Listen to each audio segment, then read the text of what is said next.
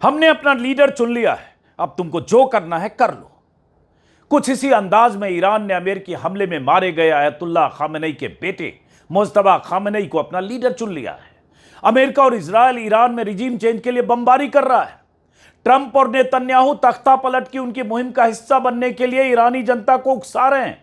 जो नया लीडर चुना जाएगा वो भी मारा जाएगा जैसी धमकियां दे रहे हैं। और ईरान ने उनके मंसूबों और धमकियों को ठेंगा दिखाकर अपना नेता चुन लिया। यह संदेश दिया कि तुमको जो करना है कर लो, हम तुम्हारी धमकियों की परवाह नहीं करते। ईरान के इस फैसले के बाद अमेरिका की बौखलाहट किस रूप में दिखेगी इसका तो हमें इंतजार करना होगा, लेकिन ईरानी जनता सड़कों पर आकर अपने नए सुप्रीम लीडर के पोस्टर और बैनर लेकर जश्न मना रही है। रात भर ईरान के शहरों से रैलियों की तस्वीरें आती रही, भीड़ की तस्वीरें आती रही, जश्न और नारेबाजी की ऐसी ही तस्वीरें आती रही। तेहरान से लेकर कोम तक से ये स्क्रीन पर जो तस्वीरें हैं कल आधी रात से लगातार ईरान से आ रही थी। देखते जाइए, हजारों की भीड़, सैकड़ों गाड़ियां, अलग अलग जगहों से ऐसी तस्वीरें।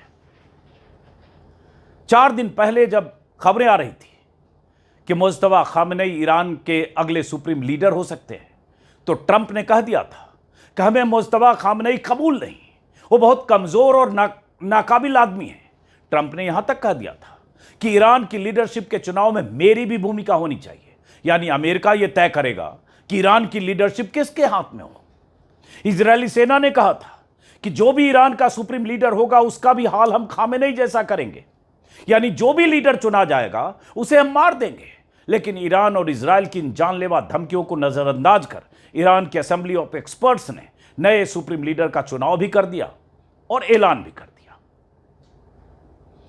अमेरिकी न्यूज चैनल फॉक्स ने आज जब सुबह ट्रंप से पूछा, प्रतिक्रिया जानने की कोशिश की, तो उन्होंने कहा आई एम नॉट हैप्पी, मैं खुश नहीं हूं। द टाइम्स ऑफ इजराइल की रिपोर्ट के मुताबिक जब ट्रंप से मुज्तबा को ईरान का अगला सुप्रीम लीडर बनाए जाने के बारे में पूछा गया तो ट्रंप ने जवाब देने से इनकार कर दिया। उन्होंने इजरायली मीडिया को सिर्फ इतना कहा, देखते हैं आगे क्या होता है। मतलब ट्रंप ने अभी कोई सीधी धमकी तो नहीं दी है, लेकिन उनकी बौखलाहट का अंदाजा लगाया जा सकता है। और प्रेस टीवी, जो ईरानी टीवी है, उस पर एक मिसाइल की तस्वीर कुछ देर पहले जब मैं वीडियो रिकॉर्ड कर रहा हूं, तस्वीर आई है जिस पर लिखा है लब्बैक सईद मुज्तबा। इसका मतलब होता है, जो मैं देख रहा हूं, जानने की कोशिश कर रहा हूं, इसका मतलब होता है आपके लिए हाजिर हूं। मतलब ईरान के नए सुप्रीम लीडर का नाम आपके लिए हाजिर हूं लिखकर लब्बैक सईद मुज्तबा लिखकर मिसाइल को दागा जा रहा है। खबर यह भी आई है कि नए सुप्रीम लीडर के नाम के ऐलान के बाद, फैसले के बाद, ईरान ने मिसाइलों की 2 खेप इजराइल की तरफ भेज दी है।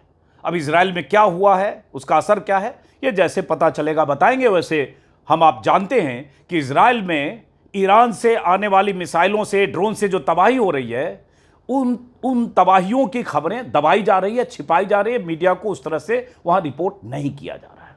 लेकिन खैर, अमेरिका से अभी खबर आनी है कि ट्रंप क्या करते हैं, नेतन्याहू का रिएक्शन आना है। क्या वो क्या करेंगे, हमले बढ़ाएंगे, क्या करेंगे, टारगेट करेंगे नए सुप्रीम लीडर को, उनकी टीम को, क्या करेंगे। लेकिन नए सुप्रीम लीडर के तौर पर मुज्तबा खामेनेई के चुने जाने की खबर आते ही ईरान के तमाम शहरों में कल रात जश्न मनाया गया। तेहरान में हजारों की तादाद में लोग सड़कों पर निकले, चौराहों पर खामेनेई खामेनेई के नारे लगे। तेहरान टाइम्स के मुताबिक नए लीडर के तौर पर मुज्तबा खामेनेई का नाम जैसे ही फाइनल हुआ, कारों में सवार होकर लोगों ने रैलियां निकाली। कुछ इस तरह रात भर ईरान में जश्न मनाया जाता रहा। यह तस्वीरें इस बात की गवाह है कि ईरान पर बड़ा हमला करेंगे, भयानक हमला करेंगे, पहले से भी बड़ा हमला करेंगे, आज की रात सबसे बड़ा हमला करेंगे। ऐसे अमेरिकी चेतावनियों का असर ईरान की जनता पर नहीं है। न डर दिख रहा है, न खौफ दिख रहा है, न घरों में लोग दुबके हैं। परसों रात भी जब ट्रंप ने बहुत बड़ी धमकी दी, अमेरिका के ट्रंप प्रशासन के और लोगों ने कहा कि आज की रात बहुत बड़ा हमला करेंगे हम ईरान पर, तो हजारों लोग दुनिया भर में सोशल मीडिया पर यह अंदेशा जताने लगे थे कि पता नहीं आज रात क्या होने वाला है। हमले हुए भी, ईरान में उनके 30 तेल टैंकर या तेल भंडार पर हमले हुए, आग लगी, तबाही की कुछ तस्वीरें आई, लेकिन फिर भी ईरान के शहरों में हजारों लोग रात में सड़कों पर आए। आज सुबह भी जैसे ही तड़के खबर आई, सरकारी टीवी ने, सबसे पहले ईरानी सरकारी टीवी ने खबर दी कि 28 सदस्यों वाली असेंबली ऑफ एक्सपर्ट्स ने निर्णायक वोट से मुज्तबा खामनेई को चुन लिया है। इसके तुरंत बाद ईरान की सेना, इस्लामिक रिवोल्यूशनरी गार्ड्स, ईरान की पॉलिटिकल लीडरशिप, सबने सुप्रीम लीडर मुज्तबा खामनेई में अपनी पूरी निष्ठा जताने का ऐलान कर दिया।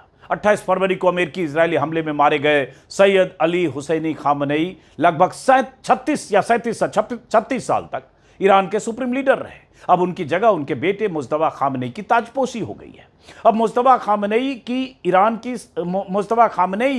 ईरान की सत्ता के सुल्तान होंगे।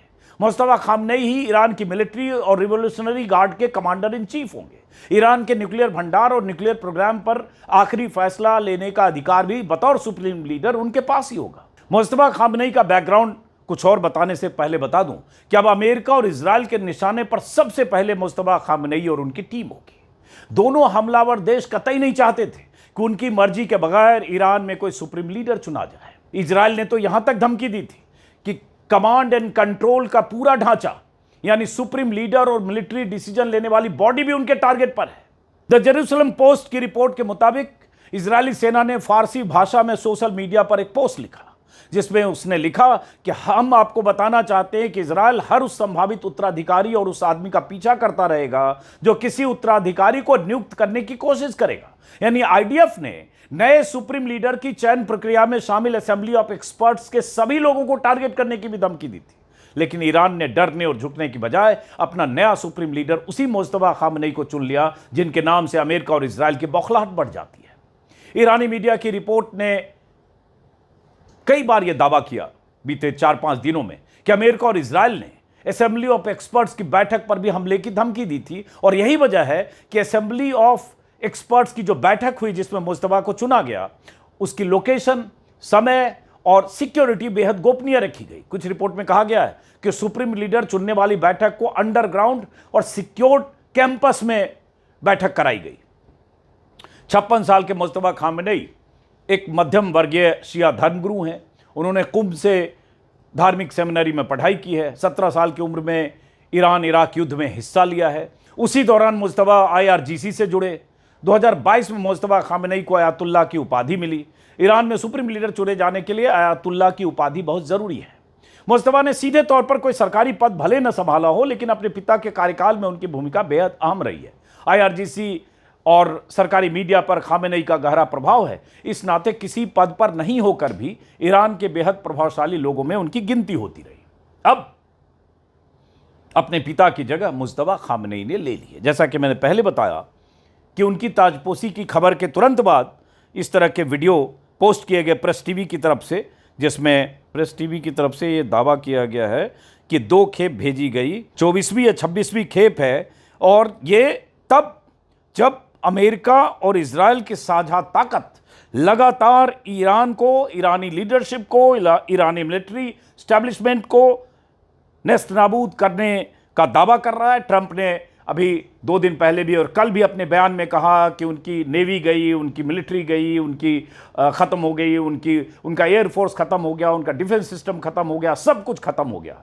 और ये भी ऐलान कर दिया एक तरफा अपनी तरफ से कि वार तो हम जीत चुके हैं। लेकिन बावजूद इसके आज भी जो खबरें आ रही है, कल देर रात तक भी खबरें आई है कि ईरान की तरफ से जवाबी कार्रवाई जो खाड़ी देशों में जो अमेरिका के बेस हैं, मिलिट्री बेस, वहाँ भी हो रही है, वहाँ भी हमले किए गए हैं, नुकसान की खबरें भी आ रही है। और इजराइल, जैसा मैंने कहा, इजराइल की तरफ मिसाइलें लगातार दागी जा रही हैं। बहरहाल हमने कल अपने वीडियो में बात की थी ईरान में एक प्रोफेसर जमीर अब्बास जाफरी से, भारत के रहने वाले हैं लेकिन 12-13 साल से वहाँ हैं। उनसे मैंने समझने की कोशिश की कि खामेनेई की किलिंग के बाद, आयतुल्लाह खामेनेई की किलिंग के बाद भी कैसे ये 8-9 दिन तक ईरान की जो मिलिट्री है या मिलिट्री एस्टैब्लिशमेंट है या लीडरशिप है या जो IRGC है, कैसे लगातार एक्टिव रही और कैसे अमेरिका और इजरायल का जवाब देती रही, क्या फंक्शन काम करता है, किस तरह से चुनाव होता है। तो कुछ संक्षिप्त उनसे बातचीत का कुछ हिस्सा मैं चाहता हूं आप देखें और सुने। जमीर अब्बास साहब, एक चीज बताइए, जैसे खबर आई है खामेनेई साहब और उनके साथ जो लोग थे वो अमेरिकी बमबारी में, इजरायली बमबारी में मारे गए, तो अब खबर आई है कि ईरान के नए सुप्रीम लीडर पर सहमति बन गई है। अल जजीरा में एक रिपोर्ट है कि सुप्रीम लीडर चुनने वाली संस्था असेंबली ऑफ एक्सपर्ट्स ने नए लीडर का चुनाव कर लिया है। असेंबली के सदस्य मोहसिन हैदरी ने कहा कि बहुमत से योग्य व्यक्ति के नाम पर मंजूरी दी गई है। तो सवाल उठता है, आप लोगों को कुछ अंदाजा है कि कौन सुप्रीम लीडर बनेगा? पहले कहा जा रहा था खामेनेई साहब के जो दूसरे बेटे हैं मुज्तबा खामेनेई, वो सुप्रीम लीडर बनेंगे। तो क्या ईरान में क्या खबर है? देखिए, ईरान में जो हमें समझना पड़ेगा ईरानी क्या होते हैं। ईरान में लोगों को लगता था आयतुल्ला खामेनेई की हुकूमत है, लेकिन हकीकत में ईरान में एक सिस्टम है जो हुकूमत करता है। वो सिस्टम का नाम है वली फकी, yes, the system of Islamic government. लोग एक ऐलान, लोगों की तरफ से एक पैगाम है, वो ये है कि जो भी सिस्टम बताएगा हम उसे एक्सेप्ट कर लेंगे। अगर मुश्तबा खामेनेई को बताएंगे उन्हें एक्सेप्ट कर लेंगे, या किसी और को प्रेजेंट करेंगे। अंजुम जी, मैं आपके सामने सिर्फ व्यूअर्स के लिए क्लियर कर दूं कि जो सिलेक्शन का प्रोसेस है उसमें क्राइटेरिया है। ऐसा नहीं है कि किसी को पसंद आए कि XYZ शख्स मुझे पसंद आ गया, मैंने उसको कबूल कर लिया। 80 लोग, 80 मोस्ट लर्नेड ईरान के लोग हैं, वो चूज करेंगे कि उनमें से सबसे ज्यादा क्वालिफाइड कौन है। किन चीजों में? एक, इस्लामिक लॉज का एक्सपर्ट होना चाहिए, मुज्तहिद होना चाहिए। एक, दो, उसके अंदर बसीरत होना चाहिए, वर्ल्ड पॉलिटिक्स को समझने की सलाहियत होना चाहिए, जमान शनास होना चाहिए। तीन, वो ब्रेव होना चाहिए, उसके अंदर शुजाअत होनी चाहिए, डरपोक नहीं होना चाहिए। चार, उसके अंदर वो क्वालिटी होनी चाहिए कि वो मैन मैनेजमेंट और प्लानिंग की सलाहियत रखता हो, क्योंकि इतने बड़े मुल्क को चलाने के लिए मैनेजमेंट स्किल्स उसके पास होनी चाहिए। तो इस्लामिक एक्सपर्ट भी होना चाहिए, उसके अलावा उसके अंदर ये क्वालिटीज भी होनी चाहिए। उसको सहमति से ईरान के मोस्ट लर्नेड उलमा, जिनको पब्लिक चूज करती है, वो सेलेक्ट करेंगे। तो इनडायरेक्टली पब्लिक के सिलेक्शन से वो सेलेक्ट होंगे जो नेक्स्ट वली फकी होंगे। तो ये इंपॉर्टेंट एक प्रोसेस है, कॉन्स्टिट्यूशन है। वो कॉन्स्टिट्यूशन और वो प्रोसेस में जिसको पेश किया जाएगा, जिस पे राय बनेगी, उसे एक्सेप्ट किया जाएगा। ये कॉन्स्टिट्यूशनल प्रोसेस है, ये किसी का ख्याल, सोच, थॉट, उसके हिसाब से नहीं चलता ईरान। तो अब ये बताइए कि जैसे खामेनेई साहब की किलिंग हो गई, उसके बाद उनके और बहुत लीडरशिप अमेरिकी इजरायली हमले में उनकी मौत हो गई। अब सवाल उठता है, ये सबकी, कल भी मैं पूछ रहा था, ये सबके जहन में सवाल है कि फिर ये 9वें दिन जो युद्ध चल रहा है और इसको लेकर जो भी वहां से निर्देश दिए जा रहे होंगे कि यूएई में मिलिट्री बेस को टारगेट करो, या कुवैत में करो, या कतर में करो, या दोहा में करो, या बहरीन में करो, ये कौन डिसाइड कर रहा है?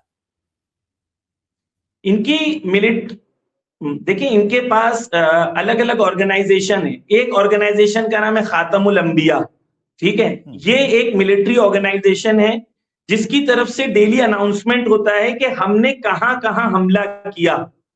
तो एक ऑर्गेनाइजेशन है इनकी सिपाह, एक ऑर्गेनाइजेशन है इनकी अर्तिश, जो इनकी मिलिट्री है। तो ये एक इनकी ऑर्गेनाइजेशन है नेवी।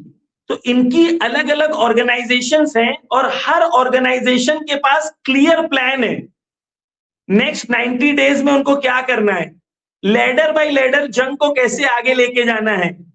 मैं आज एक इंटरव्यू देख रहा था, ईरान में एक एक्सपर्ट हैं हाज हुसैन येक्ता, उन्होंने आयतुल्ला खामेनेई की शहादत से कुछ दिन पहले मुलाकात की थी और आयतुल्ला खामेनेई ने उनको कहा था कि इस बार जंग होगी, और जब जंग होगी तो यकीनन यकीनन यकीनन हम जीतेंगे। ये उन्होंने 3 बार यकीन के साथ कहा था। और उन्होंने और जो उनकी टीम है, तो ऐसा नहीं है कि आप एक लीडर, मिसाल के तौर पर मैं आपको अंजुम जी एक सादी सी बात बताऊं, मिसाल के तौर पर, खुदा ना करे, भगवान ना करे, IIT इंडिया का एक इंस्टीट्यूट है, ठीक है। IIT के आप 10 जो इंडिया के टॉप प्रिंसिपल्स हैं, खुदा ना करे उनको किसी ने मार दिया, तो क्या IIT बंद हो जाती है? IIT के आप 20 प्रोफेसर को मार दो, तो IIT 50 साल से आप तरबियत कर रहे हैं, एक प्रोफेसर हटेगा तो दूसरा आ जाएगा, एक प्रिंसिपल हटेगा तो दूसरा आ जाएगा, क्योंकि सिस्टम मौजूद है। आप ईरान को क्यों नहीं समझ रहे कि ईरान के पास इंस्टीट्यूशंस हैं, सिस्टम है, लीडरशिप है, उनका प्लान है, नेक्स्ट 20 लेयर्स उनके पास क्लियर है कि अगर ये जाएंगे तो क्या होगा, यानी उनके पास ये क्लैरिटी है और उनके यहां जर्रा बराबर डाउट नहीं है। उनके लिए जो प्रोसेस है वो क्लियर है कि हमें दुश्मन का मुकाबला करना है, ये चले जाएंगे तो ये आ जाएंगे, लेकिन वैल्यूज और आइडियोलॉजीज चेंज नहीं होगी कि दुश्मन से मुकाबला करना है, दुश्मन के सामने सबमिट नहीं करना है। चलिए जमीर अब्बास साहब, चूंकि समय समय पर हम लोग लगातार बात करते रहेंगे, लेकिन मैं अगले 2-3 दिनों में एक बार लगभग 40-50 मिनट विस्तार से जरा बात करूंगा यही खामेनेई साहब के सिस्टम, सुप्रीम लीडर के चुने जाने की प्रक्रिया, मल्टी लेयर सिस्टम क्या है वो, और किस तरह से ईरान का सिस्टम के साथ सरकार और सुप्रीम लीडर की जो की वो है वो कैसे काम करती है, इस पर एक बार विस्तार से बात करूंगा। एक एकेडमिक की तरह आप बताएं, और हम जानना चाहेंगे कि भाई एक तरफ बहुत सारे लोग सवाल हैं जो जिन्होंने उतना ईरान के बारे में नहीं पढ़ा है कि भाई वहाँ प्रेसिडेंट भी हैं, वहाँ रिवोल्यूशनरी गार्ड के चीफ भी हैं, वहाँ सुप्रीम लीडर भी हैं, वहाँ काउंसिल भी है, वहाँ बहुत सारी चीजें, वहाँ कोई असेंबली ऑफ एक्सपर्ट्स भी है। इन सब के बीच वर्क डिवीजन क्या होता है, कहीं कॉन्फ्लिक्ट होता है कि नहीं। जैसे आज कहीं यहाँ के अखबार में खबर छपी कि रिवोल्यूशनरी गार्ड के जो कमांडर्स हैं उनकी जो ईरानी राष्ट्रपति हैं उनसे नहीं पटती है, इसलिए उन्होंने जो कुछ कहा कल कि अरब देशों पर हमले नहीं करेंगे और उल्टे हमले होंगे, बहुत तरह की चीजें छपती है। तो इस पर हम एक बार विस्तार से बात करेंगे आपका पॉइंट ऑफ व्यू समझने के लिए। फिलहाल इस बातचीत को करते हैं, फिर मुलाकात होगी। नमस्कार। नमस्कार, थैंक यू।